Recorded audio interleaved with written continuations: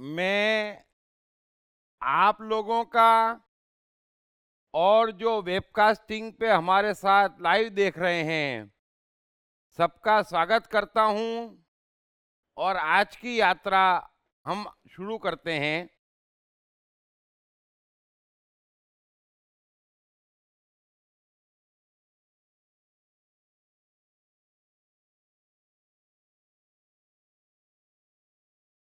शायद 2-5 मिनट कुछ जने लेट हो जाते हैं तो छूट नहीं जाए।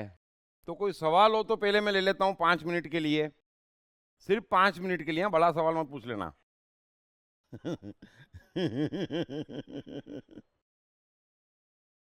और आप मत पूछना, खास करके आप बड़ा पूछते हो एकदम से।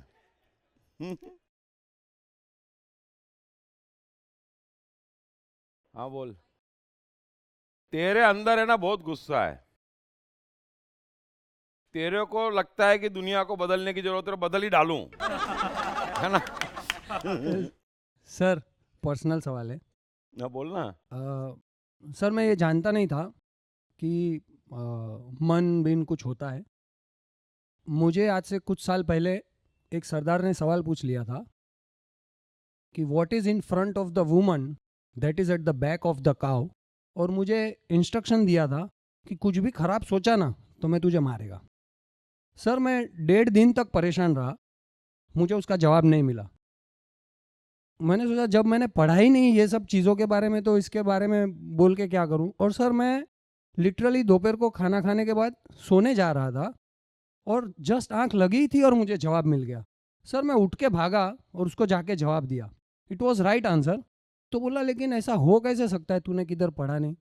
सर, उस दिन से मैं ये मेरे जहन में बैठ गया था कि ये कौन सी चीज़ है जो फटक से आई और मुझे जवाब दे के गई। सर, उसने मेरी लाइफ चेंज चेंज कर डाली पूरी। मैं इस चीज़ का यूज़ करता हूँ लेकिन मुझे उसका जवाब नहीं मिल रहा था कि ये कौन सी चीज़ है जो ये कर रही है। आज भी ऐसा होता है, मुझे कोई सवाल आ जाता है तो उसका जवाब मैं किधर ढूंढने नहीं जाता, या किसी के मुंह से आ जाता है, या कोई बुक की किताब खोल डाली तो उसमें मिल जाता है, या फिर अंदर से ही ऐसा होता है कि चल ये कर डाल, खत्म हो जाता है। और सर, वो सवाल का जवाब था डब्ल्यू। इतना सिंपल था, लेकिन पता नहीं वो आया। लेकिन जब मैंने कल आपको सुना ना सर, तो मुझे ये ऑटोमेशन और ये सब थोड़ा रिलेवेंट लग रहा है कि ये इसके साथ में कुछ तो भी है, लेना देना है इसको, नहीं तो होता नहीं। आज के सूत्र वहीं से शुरू होंगे। और मैंने बोला तो सही कि आपकी स्थिति ऐसी है कि जो जागता है ना उसको शुरू शुरू में बड़ा क्रोध होता है कि आसपास कैसे मूर्खता है कर रहे लोग, वाग ये वो यूं यूं। फिर धीरे धीरे समझ में आया था, छोड़ दो उनको अपने हाथ पे, कुछ ज्यादा होना करना नहीं है। सो हम शुरू करते हैं। अभी जो 5 मिनट लेट हो जाएंगे। अब जनक कह रहे हैं, आज का पहला सूत्र है, जनक कह रहे हैं कि पहले में शारीरिक कर्मों का न सहारने वाला हुआ, फिर वाणी के विस्तृत कर्म का न सहारने वाला हुआ। इस प्रकार अब मैं स्थित हूं। जनक कह रहे हैं पहले में शारीरिक कर्मों का न सहारने वाला हुआ, फिर वाणी के विस्तृत कर्म का न सहारने वाला हुआ। इस प्रकार स्थित हूं। वाकई बहुत ही अद्भुत बातचीत है यह। थोड़ा सा समझने की कोशिश करना। मैं काफी विस्तार से कह रहा हूं और चीजों को अपने भीतर खोजना।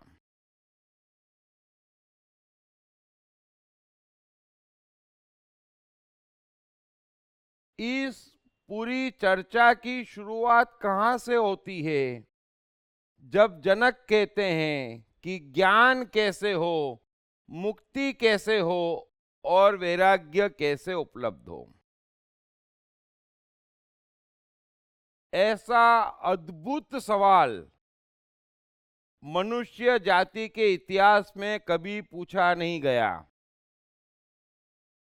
और इसीलिए यह महान ग्रंथ बाहर आया है। सवाल जवाब देने वाले का नहीं होता है। ज्ञानी सब कुछ जानता है। सवाल यह होता है कि सामने वाले का सवाल क्या है।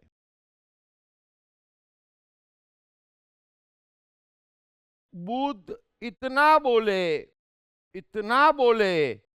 जितना मनुष्य जाति के इतिहास में कोई नहीं बोला, लेकिन सवाल पूछने वालों का था।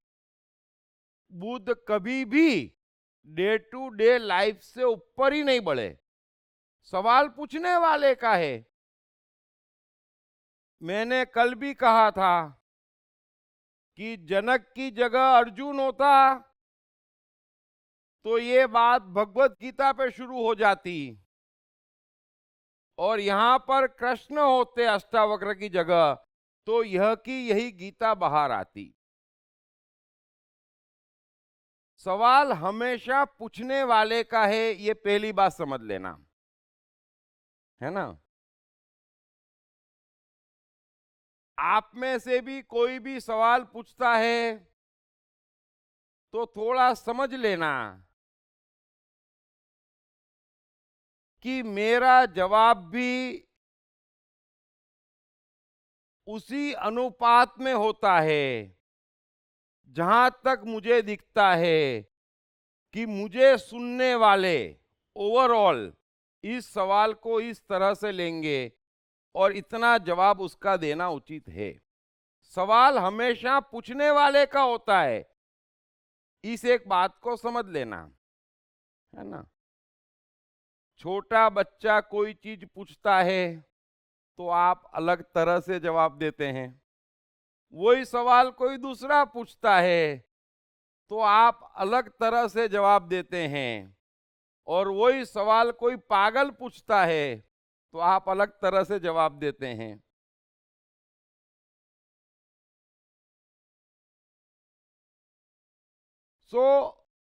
जब जनक ने सवाल पूछा तो इतना प्योर था कि अष्टावक्र ने स्पष्टतः 3 बातें कह दी कि तू मेरा हटा दे, यहां पर कुछ भी तेरा नहीं है, पहली बात। दूसरी बात, दूसरे को दृष्टा देखना बंद कर दे, क्योंकि दूसरा पूरी तरह से असत्य है। फिर वो दूसरा कोई भी हो, दूसरी बात हो, दूसरे का सिद्धांत हो, दूसरे का शास्त्र हो, दूसरा भगवान हो, कोई फर्क नहीं पड़ता। दृष्टा दूसरा है तो तू बंधन में है और है। और तीसरी बात उन्होंने कही कि समाधि के तमाम अनुष्ठान त्याग दे।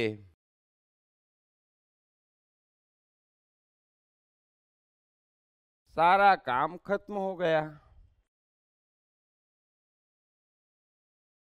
फिर जनक ने यह सुनकर कहना शुरू किया, और इस बात को समझना कि अष्टावक्र को जो कहना था वो पहले 8 श्लोक में ही कह चुके। जनक को जो समझना था वो इन 3 बातों में समझ चुके। चर्चा समाप्त हो गई। उसके बाद में जनक दृष्टा कैसा होता, मैं दृष्टा हो गया तो मेरा वर्तमान अनुभव क्या है, मुझ में क्या परिवर्तन आया है, वो बता रहे हैं। और अष्टावक्र भी दृष्टा कैसा होता है वो बता रहे हैं। और मैं इस बात को विस्तार से बताने और समझाने की कोशिश कर रहा हूं ताकि हर कोई ये समझ सके कि वो दृष्टा से कितनी दूर है। यह सीधा सीधा लेबोरेटरी टेस्ट है, इस बात को आप समझें। पढ़िए बेस्ट सेलिंग लेखक दीप त्रिवेदी की नई किताब साइकोलॉजी ऑफ कंफ्यूजन, कंफ्यूजन से क्लैरिटी तक की यात्रा। ये किताब अंग्रेजी, हिंदी और गुजराती में सभी प्रमुख बुक स्टोर्स और ई-कॉमर्स साइट्स पर उपलब्ध है। लाओ त्जू के कई सूत्रों में दृष्टा की झलक मिलती है,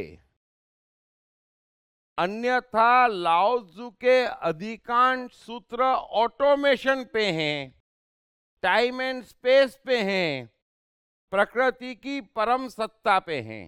इस एक बात को समझना।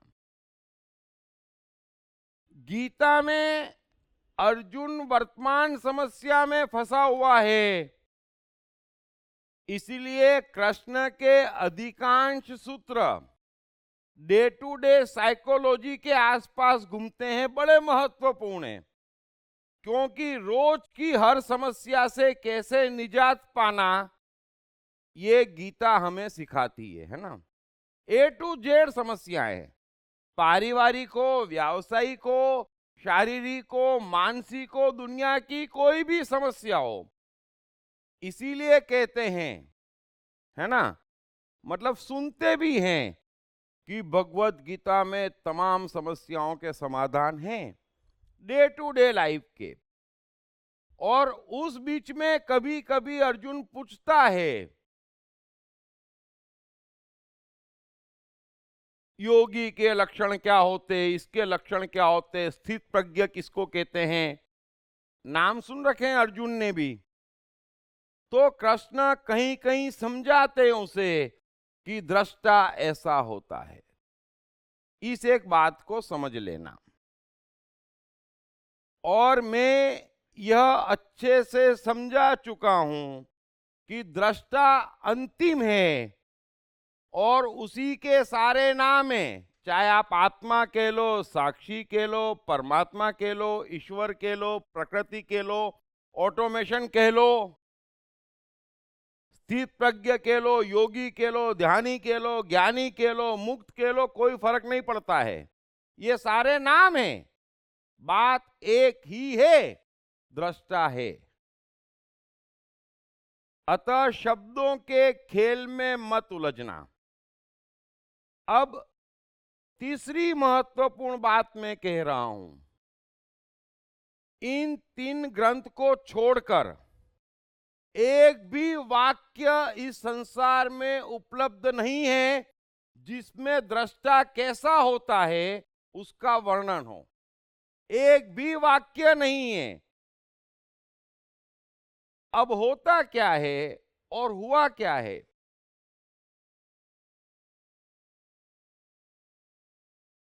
कि क्राइस्ट, बुद्ध, कबीर, इन्होंने दृष्टा का वर्णन नहीं किया है और अज्ञानियों ने इसका खूब वर्णन किया है, जो खुद नहीं जानते क्या है, और उन्हीं वाक्यों ने सबको भ्रमित किया हुआ है। फिर बड़े बड़े वाक्य और शब्द लेके आ जाते हैं, ये लक्षण क्या होता, ये लक्षण क्या होता। अरे लिखने वाले को कुछ पता ही नहीं है, वो जानता ही नहीं है भगवान कैसा होता है। अरे भगवान दृष्टा होता है, बात समाप्त हो गई। अब भगवान की भी कल्पनाएं कर रखी है, समझ लेना, संत की भी कल्पनाएं कर रखी है। संत ऐसा होता है, अच्छा, भगवान ऐसा होता है, अच्छा। और बड़ी गलतफहमी है। और जनक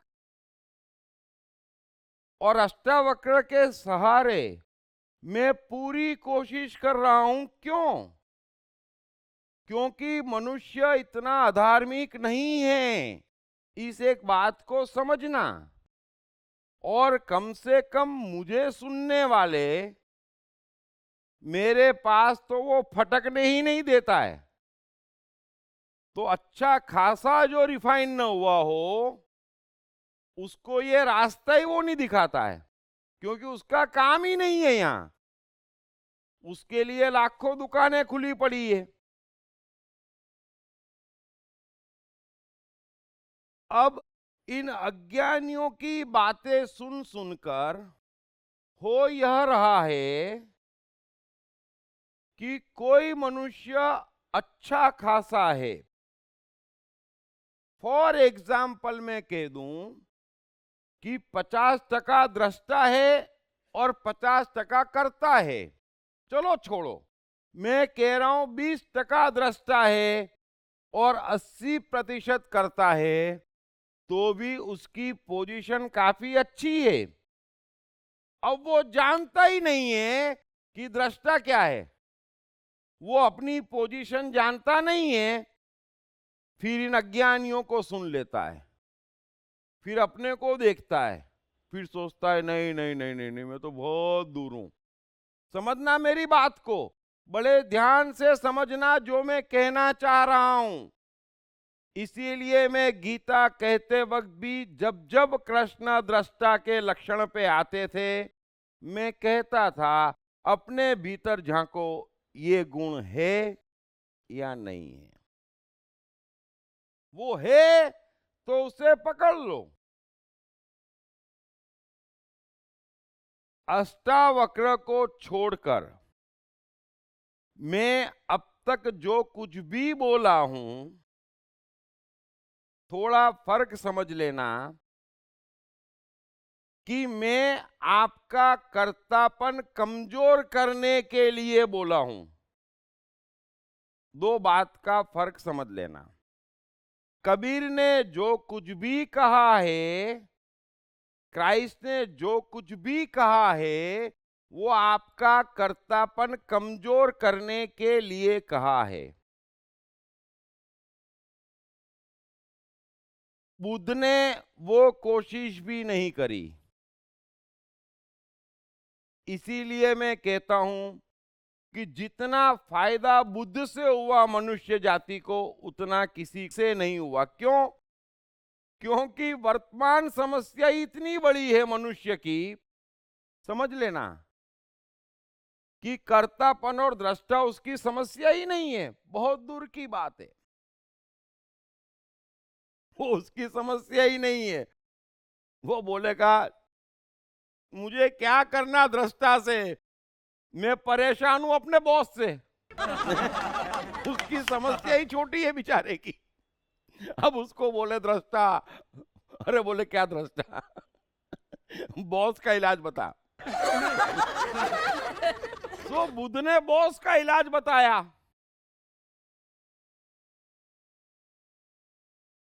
अतः दूसरी कोई भी चीज पढ़ के, दुनिया की कोई भी चीज आज तक की लिखी हुई में कहीं दृष्टा नहीं है, और जिन्होंने कहा है उन्हें कुछ मालूम ही नहीं है। अपने हवाई महल बना दिए हैं और मनुष्य भ्रमित हो गया है, और उस वजह से यहां हर कोई सोचता है कि वो धार्मिक नहीं है। और जब वो सोचता है कि वो धार्मिक नहीं है तो फंस जाता है। फिर सोचता है मैं मंदिर हो आऊं, मैं कृष्ण की पूजा कर लूं, मैं जन्माष्टमी मना लूं, मैं धार्मिक हो जाऊंगा, है ना। अरे भाई तू और भटक जाएगा। सो थोड़ा इस बात को समझना कि दृष्टा क्या होता है। ये कोई हवाई बात नहीं है, आसमानी बात नहीं है, सिंपल और सामान्य बात है। और हर युग में दृष्टा हुए हैं, अनगिनत दृष्टा हुए हैं। ये भी हवाई बात है कि दृष्टा होता तो धरती हिल जाती। अरे धरती को दूसरा कोई काम नहीं है क्या? अरे मनुष्य का नेचरल है दृष्टा होना। ये उसकी नेचुरल प्रोसेस है। हजारों लाखों होते हैं और उनके भीतर से क्रिएटिविटी बह जाती है। जिसने अनाज खोजा, जिसने कपड़े खोजे, जिसने पहिया खोजा, सब दृष्टा हैं। दृष्टा का अर्थ होता है वो परमात्मा का निमित्त हो गया, अपनी बुद्धि लगाना बंद कर दी। बस अब परमात्मा को तय करना है, ऑटोमेशन को तय करना है कि इस मनुष्य से क्या करवा लूं, है ना। तो बगैर पहिया खोजे हवाई जहाज बनने वाला नहीं है। तो पहले पहिया खोजवाएगा, फिर गाड़ा रथ आएगा, स्टेप बाय स्टेप काम करवाएगा वो। और हाईएस्ट दृष्टा ये कभी संत महात्मा फकीर नहीं हुए हैं, समझ लेना। 99% दृष्टा या तो वैज्ञानिक हुए हैं या कलाकार हुए हैं, लेकिन उनको मालूम ही नहीं है। वे इतना समझ जाते कि ये जो भी आप धर्म ध्यान की बात कर रहे हैं वो हमारी समझ में नहीं आती। आप किसी भी शायर को पढ़ लीजिए, आप किसी भी कवि को पढ़ लीजिए, है ना। उनको एक ही बात समझ में नहीं आती जो आप कहते हैं, जो ये बड़े बड़े सुबह शाम चिल्लाते हैं। शायर का अपना एक अंदाज है, क्योंकि वो दृष्टा है। अच्छे शायरों की बात कर रहा हूं, हाँ, ये आजकल जो फिल्मों के गाने लिखते हैं उनकी नहीं। जो महानतम शायर हैं, जो महानतम आर्टिस्ट है, जो संगीत बनाते हैं, ये सब वहां से आता है। और दृष्टा का अर्थ है वहां से आया, मैंने निकाल दिया, यहां से जो मिला तुझे भिजवा दिया, मैं माध्यम हो गया, बस मैं मीडियम हो गया, बात समाप्त हो गई। सो थोड़ा इन बातों को समझना। और जब तक आप कृष्ण, लाओजू, क्राइस्ट, बुद्ध, कबीर बार बार एक ही बात कहते हैं कि इन ज्ञानियों को हटाओ, इन ज्ञान को हटाओ, वरना कुछ नहीं समझ पाओगे। और बार बार हम उठ के आ जाते हैं, उसका क्या, इसका क्या। तो मैंने फुल स्टॉप लगा दिया। कोई भी बात हो इन तीन के अलावा, एक वाक्य नहीं है जिसमें मैंने पढ़ा हो कि हाँ ये लिखने वाला जानता है कि दृष्टा क्या होता है। इस एक बात को उम्मीद है सब जने समझ गए होंगे। अब जो जनक कह रहे हैं वो सूत्र सुन लीजिए। वे कह रहे हैं कि पहले में शारीरिक कर्मों का न सहारने वाला हुआ, फिर वाणी के विस्तृत कर्म का न सहारने वाला हुआ, इस प्रकार अब मैं स्थित हूं। जनक कह रहे हैं कि पहले मैंने शरीर को छोड़ दिया, समझ लेना। आपका ज्ञान सुना और पहले मैंने शरीर को छोड़ दिया कि तू मेरा है ही नहीं, तेरी जो मर्जी हो कर, मेरा क्या है। मेरा है तो मैं कहूं कि तू ऐसा कर और ऐसा मत कर, है ना। मेरा है तो मैं कहता हूं मैं 5 बजे उठता हूं, मैं 5 बजे अपने को उठा देता हूं, मैं 3 घंटे यूं हाथ पकड़ के बैठता हूं। फिर वो दृष्टा कैसा होता है उसका वर्णन भी करते हैं। अरे भाई, शरीर तेरा है क्या जो तुमने उसको बिठा दिया? जरा समझना इस बात को। दृष्टा कभी ये नहीं कह सकता कि मैं रोज 5 बजे उठता हूं। शरीर की मर्जी आए तब उठे, शरीर की मर्जी आए जब सो जाए। दृष्टा होने का अर्थ यह नहीं है कि शरीर ने काम करना बंद कर दिया। वैसा का वैसा नॉर्मल शरीर है, वो का वो ही है, सिर्फ शरीर खुल के बोलता है क्योंकि उसे खुला छोड़ दिया है, बस। शरीर सब बोलता है। अतः पहला अज्ञान जो मैं बता रहा हूं और जितना भी ज्ञान आपने सुना है उसकी शुरुआत होती है शरीर पे जुल्म करने से, और फिर दावा भी करते हैं ज्ञान का। अब आपके ज्ञान में, आपके वाक्य में आ गया कि शरीर आपका है, तभी तो आप कह रहे हो इसे उपवास कराऊंगा मंगलवार को, है ना, इसे प्रदूषण करवाऊंगा, इससे रोजे करवाऊंगा, इसको खड़े करवाऊंगा कांटों पे, है ना। जरा समझना इस बात को, मेहरबानी करके एक बात समझ ही लेना कि जितना ज्ञान वैज्ञानिकों को है, जितना कलाकारों को है दृष्टा का अनुभव, उतना इनमें से किसी को नहीं है। जिन्होंने भी लिखा बोला किया उनमें से किसी को नहीं है। एक वाक्य लेके आ जाओ, आप खुद पढ़ लेना, मालूम पड़ जाएगा दृष्टा, और भ्रमित हो गए, पढ़ पढ़ के भ्रमित हो गए।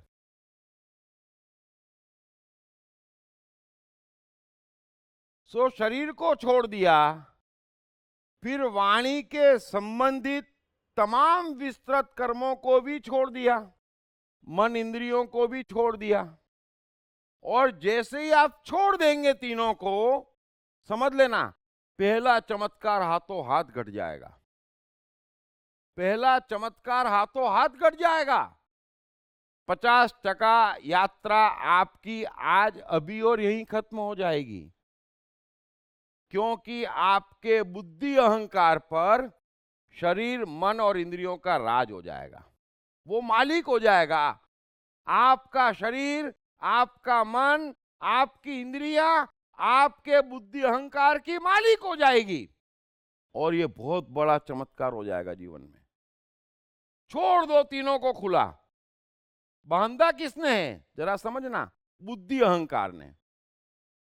मैं बार बार समझा चुका हूं कि बाहर कौन झांकता है, बुद्धि अहंकार। इंद्रियां बाहर नहीं झांकती, इंद्रियां भीतर झांकती, मन भीतर झांकता, शरीर भीतर झांकता,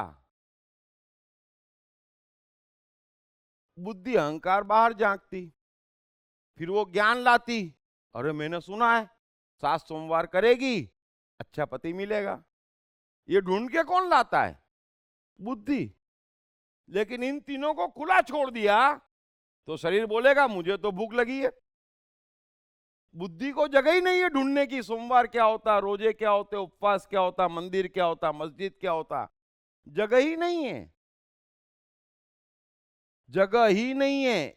इस एक बात को आप समझ गए होंगे, ऐसी मैं उम्मीद करता हूं। मैं आसान से आसान तरीके से समझाने की कोशिश कर रहा हूं। तो जनक कह रहे हैं मैंने शारीरिक कर्मों को छोड़ा, मैंने मन इंद्रियों को छोड़ा, और अब मैं जैसा हूं वैसा स्थित हूं। जब आपने इन तीनों को खुला छोड़ दिया तो एक बात तो आपके समझ में आ गई कि बुद्धि अहंकार कुछ भी कह देंगे उनकी चलनी नहीं है। अभी बुद्धि अहंकार की चल जाती है, और बुद्धि अहंकार का एक ही काम है, इंद्रियों में गड़बड़, मन में गड़बड़, शरीर में गड़बड़ हम ढूंढ के लाए हैं बाहर से, और फिर उपाय शुरू करवा देती, और तीनों को रोकती, दबाती, मारती, खत्म कर देती, और हर कोई खत्म हुआ पड़ा है। पढ़िए बेस्ट सेलिंग लेखक दीप त्रिवेदी की नई किताब साइकोलॉजी ऑफ कंफ्यूजन, कंफ्यूजन से क्लैरिटी तक की यात्रा। ये किताब अंग्रेजी, हिंदी और गुजराती में सभी प्रमुख बुक स्टोर्स और ई-कॉमर्स साइट्स पर उपलब्ध है। अब जब इन तीनों को खुला छोड़ दिया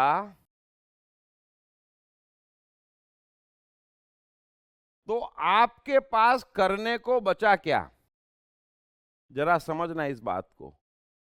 फिर तो 50% तो दृष्टा आपका जाग ही गया, क्योंकि आपके पास अब देखना बचा कि क्या होता है। इस एक बात को भी समझ गए बड़ी आसानी से कि अब आपके पास देखना बचा कि क्या होता है, तो दृष्टा तो आपका जाग ही गया मजबूती से।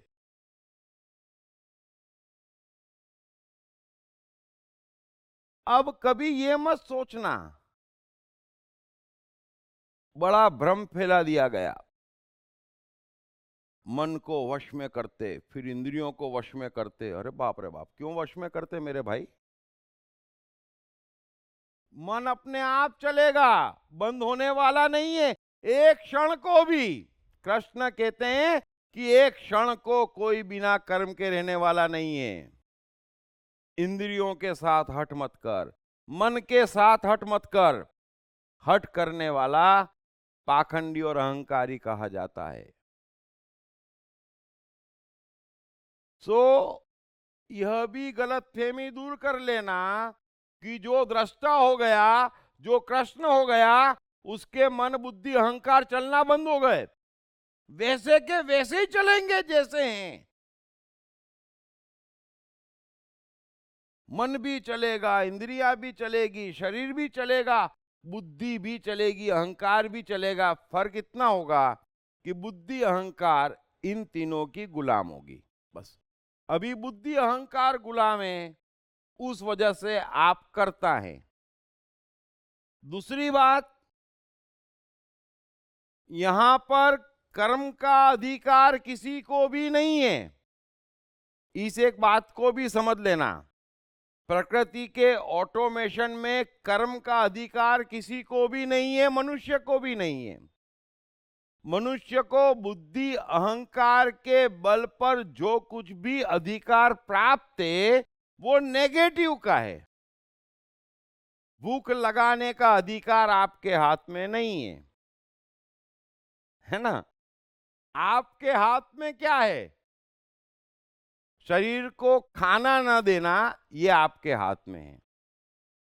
मन में तरंगे ना उठे, ये आपके हाथ में नहीं है। इंद्रियां कुछ मांगे ना, ये आपके हाथ में नहीं है। यह एक बड़ी ही खूबसूरत लीला है जो 15 अरब वर्ष पुरानी है। उस पर किसी का कोई अधिकार नहीं है। अब उस पर नेगेटिव करते और उसी को धर्म मानते, उसी को ज्ञान मानते, उसी को बड़ा मानते, उसी को बड़प्पन मानते, उसी पे इतरा के बोलते, है ना? मैं 7 बजे बाद खाता नहीं, मैं 5 बजे पहले उठ जाता हूं, सूर्य के पहले उठ जाता हूं। अच्छा तो कल से सूर्य को मना कर देते हैं, तू उठ जा, जगत को रोशन कर दे, बड़ा महान काम कर रहा है। नहीं, ऐसी कोई भी जिद जबरदस्ती नहीं है। करो ही मत, करो ही मत, जरूरत ही नहीं है, आपकी सत्ता ही नहीं है। ये पहली बात आप विश्वास पूर्वक समझ लें। इसीलिए अष्टावक्र कहते हैं कि अविद्या सबसे बड़ा असत्य है। आपको ज्ञान नहीं है, यही तो असत्य है। आपको ज्ञान है, शरीर मांगता है खाना, शरीर कहता है मुझे नींद आ रही है, शरीर कहता है मुझे उठना है, शरीर कहता है मुझे एक्सरसाइज करना है।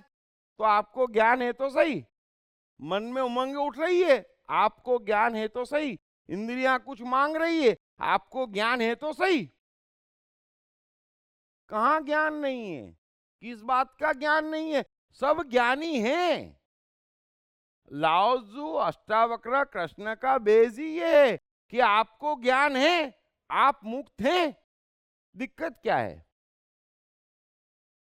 दिक्कत है ये बाहर का ज्ञान। बस बाहर का ज्ञान न हो तो क्या दिक्कत है? कोई दिक्कत नहीं है। सो यह भी गलतफहमी दूर कर लेना कि दृष्टा का मन नहीं चलता, बुद्धि नहीं चलती, इंद्रियां कुछ मांगती नहीं है। ऐसा नहीं होता है। ऐसा नहीं है कि कृष्ण को ज्ञान हो गया तो भूख लगना बंद हो गई, नींद आना बंद हो गई। ऐसा बिल्कुल नहीं है। बुद्ध सोते नहीं है, बुद्ध को भूख नहीं लगती, बुद्ध को इच्छाएं नहीं होती, बुद्ध को कामनाएं नहीं होती, ऐसा भी नहीं है। फिर सुन लेते हैं बुद्ध को चिंता नहीं होती, मन शांत रहता है। अरे शांत का मतलब समझते हो? दुख नहीं होता, क्यों नहीं होता? इच्छा नहीं होती, क्यों नहीं होती? कोई मर गए हैं क्या? दृष्टा होते नाड़ी बंद हो गई है क्या? हैं? कैसी बात कर रहे हैं? और बुद्ध को चिंता नहीं हो रही थी तो 35 साल इतनी मेहनत किसके लिए कर रहे थे? अरे उनको तो बड़ी चिंता हो रही थी सबकी। हैं? अगर कृष्ण को चिंता नहीं हो रही थी तो अर्जुन को गीता क्यों सुना रहे थे? किसने कहा चिंता नहीं होती है? फिर सुनाते, अरे मेरे को चिंता होती है, मैं अधार्मिक हूं। फिर बाबा लोग आ जाते, ऐसा एक काम कर, 11 सोमवार कर, धार्मिक हो जाएगा। अच्छा, और चिंता बढ़ जाती। तो थोड़ा समझें, ये गलतफहमियां दूर करें। यदि लाओजू कृष्ण अष्टावक्र इतनी जोर से बोलते हैं कि तू परमात्मा है, तू ज्ञानी है, तू मुक्त है, मैं इतना ही कह रहा हूं कि आप धार्मिक हैं, विश्वास तो करें। अब आप ही विश्वास करने को तैयार नहीं है। क्यों? क्योंकि आप कहते हमारे जो महान अज्ञानी लोग हैं वो ऐसा ऐसा कहते हैं, ये लक्षण है दृष्टा के, ये लक्षण है धार्मिक के, हमारे में तो है ही नहीं, इसलिए तो मैं कह रहा हूं आप धार्मिक हो। वो लक्षण वाले तो धार्मिक है ही नहीं, उनको छोड़ दो आप। अंदर विश्वास जगाओ और खोजो कि आपने शरीर को खुला छोड़ा, आपने मन इंद्रियों को खुला छोड़ा। अब ये तो बड़ा आसान है, मनपसंद बात है ना, मनपसंद बात है, आसान है।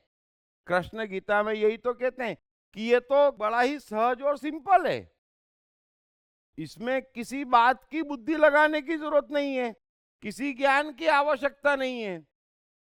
सारी आवश्यकता ज्ञान को है, सारी आवश्यकता अधार्मिकता को है कि मैं और अधार्मिक कैसे हूं, उसके 1000 उपाय हैं। मैं धार्मिक कैसे हूं, उसका तो एक ही उपाय है, प्रयास छोड़, कामना छोड़, समाधि छोड़, तू धार्मिक है। तेरी सत्ता ही नहीं है, जो तेरी टेरिटरी में नहीं आता है उसमें तो घुसने की कोशिश कर रहा है। ऑटोमेशन का सम्मान होना चाहिए, ऑटोमेशन सम्मानित है। मैं कितनी बार कह रहा हूं कि दृष्टा यहां पर है तो ठीक उसके आगे हमारी ये 5 चीजें हैं, और वो 5 की 5 बड़ी प्यारी हो सकती यदि बुद्धि अहंकार इन तीनों के कंट्रोल में है। बुद्धि अहंकार मन के कंट्रोल में है तो आपका शक्तिशाली मन जाग गया, समझ लेना। यदि बुद्धि अहंकार आपके मन के कंट्रोल में है तो समझ लेना आपका कुदरत से ट्यूनिंग हो गया, आपका शक्तिशाली मन जाग गया। यदि बुद्धि अहंकार के कंट्रोल में मन है, उस वजह से आप कमजोर मनों में जी रहे हो, जहां पर चिंता, दुख, फ्रस्ट्रेशन, टेंशन, ये साधना, वो योग, ये गड़बड़, वो गड़बड़। अरे भाई कुछ भी नहीं है, कमजोर मन है आपका, बुद्धि अहंकार कंट्रोल कर रहा है और उसका काम एक ही है, ये भी गड़बड़, वो भी गड़बड़, ये भी गड़बड़। एप्रिसिएशन का तो काम ही नहीं, और नेगेटिव, बस नेगेटिव काम है उसका। ये दोनों नेगेटिव इंस्ट्रूमेंट बना दिए आपने, जो बड़े उपयोगी हैं लेकिन कर नहीं पाते। मैं उदाहरणों से भी समझाता हूं कि वॉल्ट डिज्नी के मन में आया स्केच पेन का बॉक्स, जब उनको उनकी आंटी ने गिफ्ट में दिया तो पहली चित्रकारी बनाई, छोटे बच्चे थे, और मन में आया कि बस यही मैं हूं, बात समाप्त हो गई। अब बुद्धि अहंकार को फॉलो करना है कि मौके खोज कि मेरी चित्रकारी कैसे निखरे, मौके खोज कि मैं उसे कैरियर कैसे बनाऊं, बस। तो जब जब मौके मिले, शुरुआत में मौके नहीं मिले, नाइट वॉचमैन की नौकरी करनी पड़ी, अंडे बेचने पड़े, पेपर बेचने पड़े, फिर भी खाना तक नसीब नहीं होता था वॉल्ट डिज्नी को, एडिसन को, सभी को, चाहे ईस्टमैन हो, चाहे कोई भी हो, चाहे राइट ब्रदर्स हो। लेकिन मन बुद्धि अहंकार को कंट्रोल कर रहा था, काम बन गया, है ना। ये बुद्धि अहंकार का काम है मन की इंस्ट्रक्शन सुनना, बस।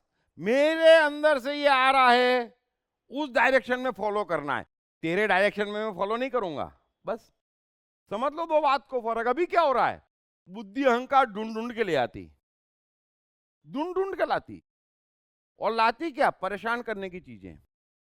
अच्छा खासा बच्चा संगीत बजा रहा है तो बुद्धि अहंकार खोज के लाती, संगीत में दम नहीं है, एमबीए कर, है ना। वो कोई बच्चा क्रिकेट खेल रहा है, इंजीनियर बन। अरे भाई उसके मन को फॉलो करने दो ना, उसके मन को डिसाइड करने दो ना। वो परमात्मा के निकट है। सारी समस्याएं क्या है जीवन की। और मैं कितनी बार कहता हूं कि परमात्मा के यहां कोई रिपीट नहीं हो रहा है। और किसको क्या बनाना और किसको क्या बनना, ये दोनों इस लीला का काम है। परमात्मा तय करता कि इसको क्या बनाना, और उसका जो 15 अरब वर्ष पुराना कंप्यूटर है, उसमें उसकी सारी प्रतिभाएं छिपी होती, जन्मों जन्मांतर की। अब बेचारा कोई 40 जन्मों से संगीत बजाता आ रहा है, और संगीत बजाने जाता है इस जन्म में कि बाहर से आ जाते ज्ञानी लोग, नहीं। और इसकी कुंडली में संगीत नहीं है, बोले ये भी आते, इसकी कुंडली में ही नहीं है। अच्छा, तो अंदर से कैसे आ रहा है महाराज। पढ़िए बेस्ट सेलिंग लेखक दीप त्रिवेदी की नई किताब साइकोलॉजी ऑफ कंफ्यूजन, कंफ्यूजन से क्लैरिटी तक की यात्रा। ये किताब अंग्रेजी, हिंदी और गुजराती में सभी प्रमुख बुक स्टोर्स और ई-कॉमर्स साइट्स पर उपलब्ध है। सो हम किसी को खुला नहीं छोड़ते, हम अपने आप को खुला नहीं छोड़ते। तो जो इन तीनों को खुला छोड़ता है वो आस्तिक है, बड़ा आसान है, वो भी नहीं होता। यही अधार्मिकता है। इतना सिंपल काम नहीं होता, यही अधार्मिकता है, और कोई अधार्मिकता नहीं है इस संसार में। मैं बार बार कोशिश कर रहा हूं कि आप अपने को चेक करें। आपको अपने शरीर पे जुल्म करने की कितनी जरूरत पड़ रही है, मन के खिलाफ करने की कितनी जरूरत पड़ रही है, इंद्रियों के खिलाफ करने की कितनी जरूरत पड़ रही है, उतना आपका बाहरी ज्ञान है। उसके लिए और कोई जवाबदार नहीं है, आपका ही ज्ञान जवाबदार है। वो ज्ञान न हो तो आप इन तीनों को डिस्टर्ब नहीं करेंगे, और कोई दूसरा कारण जवाबदार नहीं है ना। यदि मुझे ज्ञान न हो कि मैं मुस्लिम हूं तो मैं रोजे रखूंगा। बस सिंपल बात है, आप ही का ज्ञान है। आप अपने ऑटोमेशन की कदर नहीं कर रहे हैं, और दृष्टा अपने ही ऑटोमेशन की नहीं, सबके ऑटोमेशन की कदर करता है। परमात्मा भी सबके ऑटोमेशन की कदर करता है, लेकिन कोई ऑटोमेशन में रहे तो। इसलिए स्पष्ट समझ लेना कि दो तरह के जगत एक साथ अस्तित्व में हैं। 50,000 लाख लोग वे हैं जो ऑटोमेशन में हैं, जिन्होंने अपने को खुला छोड़ दिया है। उनको परमात्मा ने थाम रखा है, और उसी के लिए कबीर कहते हैं कि जाको राखे साइया मार सके न कोई। और जिन्होंने अपने को ऑटोमेशन पे नहीं छोड़ा है, साइया उस दुनिया में झांक ही नहीं रहा है। वो एक ऐसी दुनिया बन गई है जहां आपस में खेल चल रहा है, और इस आपसी खेल में चारों ओर से उसके कष्ट बढ़ रहे हैं, और हर किसी का अनुभव है कि मैंने इसके लिए इतना किया, वो दुष्ट निकल गया, ये मेरे को समझता ही नहीं है, मैं भला करूं तो भी मेरा बुरा होता है। आप रही ऐसी दुनिया में रहे हो, मैं क्या करूं। आ जाओ परमात्मा की दुनिया में, वहां मजा ही मजा है, वहां रास ही रास है, वहां मस्ती ही मस्ती है, क्योंकि आप वो परमात्मा और परमात्मा के बंदे हैं, है ना। एडिसन की दुनिया में चार्ली चैपलिन तो है, लेकिन बाइबल नहीं है ना। वो कहता है बाइबल बकवास है। समझ लेना, आइंस्टाइन तो है, प्रयोग तो है, लेकिन कोई भी ऐसी चीज नहीं है जहां गड़बड़ है। वो दुनिया ही अलग है, वो दुनिया ही अलग है, वहां गड़बड़ का काम ही नहीं है।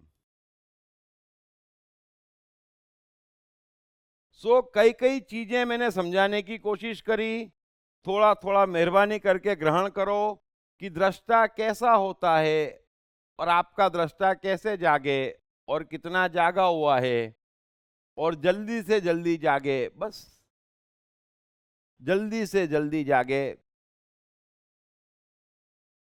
एक उदाहरण मैं देता हूं, ये ऑटोमेशन का महत्व समझाने के लिए,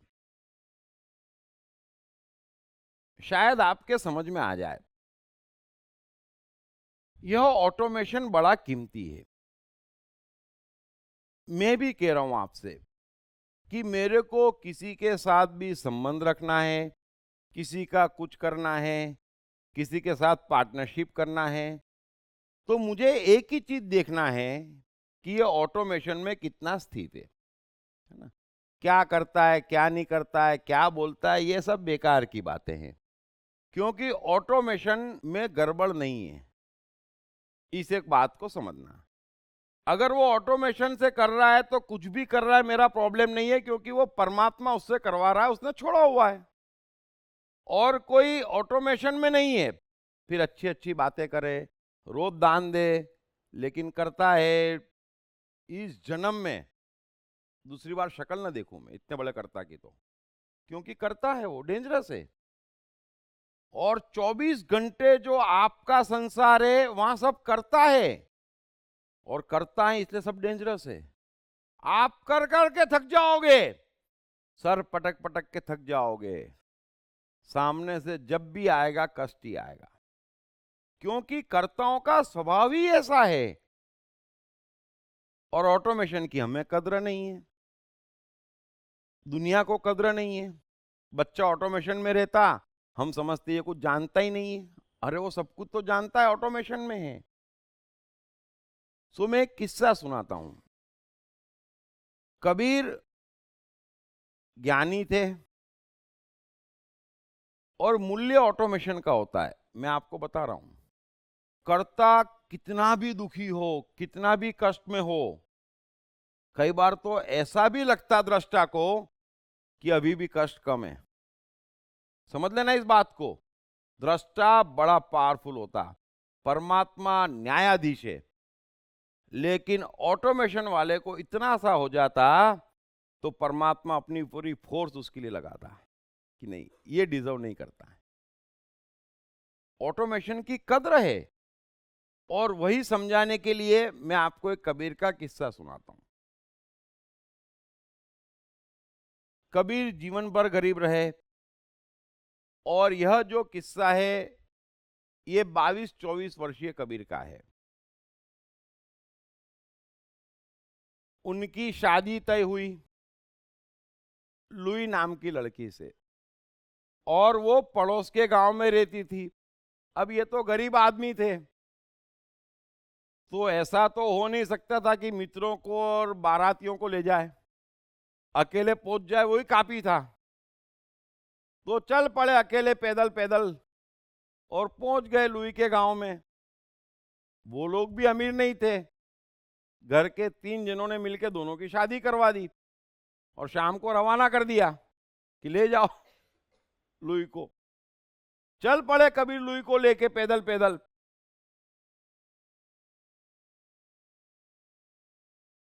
अचानक बारिश शुरू हो गई, रास्ते में थोड़ा कीचड़, लुई को चलने में तकलीफ हुई। कबीर ने देख लिया, बोले चल पगली, तुझे कंधे पे उठा लेता हूं। कंधे पे उठा लिया, चलने लगे। थोड़ी देर बाद लुई रोने लगी, तो कबीर ने नीचे उतारा। बोले क्या हुआ माई, क्यों रोती है? अरे बोले नहीं, और जोर से रो पड़ी। फिर पूछा कबीर ने क्या हुआ, तो और फपक फपक के रो पड़ी। कबीर बोले अब ऐसा तो क्या हुआ, बारिश पे मेरा कंट्रोल नहीं है, हैं? तो तुझे प्रॉब्लम क्या है? तो वो बोले सच कहूं? कबीर बोले कहना। तो बोले दरअसल मैं एक लड़के से प्यार करती हूं, माता पिता माने नहीं, शादी आपसे करवा दी, उस लड़के की बड़ी याद आ रही है। तो कबीर बोले इतनी सी बात, कहाँ रहता लड़का? बोले मेरे गांव में ही। चल बैठ, कंधे पे छोड़ आता हूं, चल बैठ, कंधे पे छोड़ आता हूं। और चल पड़े कबीर उसे छोड़ने के लिए। गांव में घुसने को ही थे कि लुई को लगा ये आदमी तो बढ़िया है यार, है? मतलब मेरे ऑटोमेशन का इतना सम्मान। बोले मेरे को नहीं जाना गांव में, मैं तो आपके पास ही ठीक हूं। कबीर बोले जैसा तू बोले, चल वापस।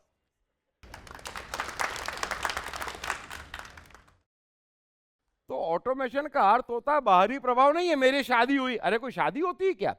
इनके कहने से किसी की शादी हो जाती, इनके कहने से तलाक हो जाता। ये कौन सा ज्ञान ले आए हैं? ये कौन सा ज्ञान है? तो कबीर को ऐसा ज्ञान नहीं है बुद्धि अहंकार का कि हमारी शादी हो गई, ये मेरी पत्नी हो गई। ये मेरी कहां से आ गई, शादी कहां से हो गई? उसका ऑटोमेशन अलग, मेरा ऑटोमेशन अलग। उसके मन में वो लड़का है, वो उसका अधिकार है, उसके ऑटोमेशन का सम्मान है, कोई बंधन थोड़ा ही है। जरा समझने की कोशिश करना दृष्टा का बिहेवियर क्या होता है, और कौन आपको रोक रहा है दृष्टा बनने से, और किसने ये अथॉरिटी दे दी, किसको ये अथॉरिटी है? ये सारे अज्ञान ओढ़ लिए। और हर आदमी परेशान है, हर आदमी परेशान है। जो भीतर है वो भीतर है, और वो ज्यादा सत्य है। अभी सुबह शाम रात कितने उतार चढ़ाव कबीर के। निकले थे शादी करने, दोपहर को शादी करी, शाम को रवाना हुए, और वो कह रही है मेरा तो बॉयफ्रेंड है ना। चल चल, समझना इस बात को। सो जबरदस्ती नहीं है, ऑटोमेशन का सम्मान है, अपने भी और दूसरे के भी। वो दृष्टा ही कर सकता है, क्योंकि ऑटोमेशन भगवान के निकट है, और भगवान की लीला के बीच में आना, ये जो भी ज्ञान है आपको वो सिखाता है, भगवान के नाम पर सिखाता है कि भगवान के बीच में कैसे आना। और हम दूर होते चले जाते हैं। सो मैंने एक छोटा सा किस्सा सुनाया, और अब हम थोड़ी सी गाड़ी को स्पीड पकड़वाते हैं, क्योंकि ऐसे तो कुछ निपटेगा ही नहीं। पढ़िए बेस्ट सेलिंग लेखक दीप त्रिवेदी की नई किताब साइकोलॉजी ऑफ कंफ्यूजन, कंफ्यूजन से क्लैरिटी तक की यात्रा। ये किताब अंग्रेजी, हिंदी और गुजराती में सभी प्रमुख बुक स्टोर्स और ई-कॉमर्स साइट्स पर उपलब्ध है।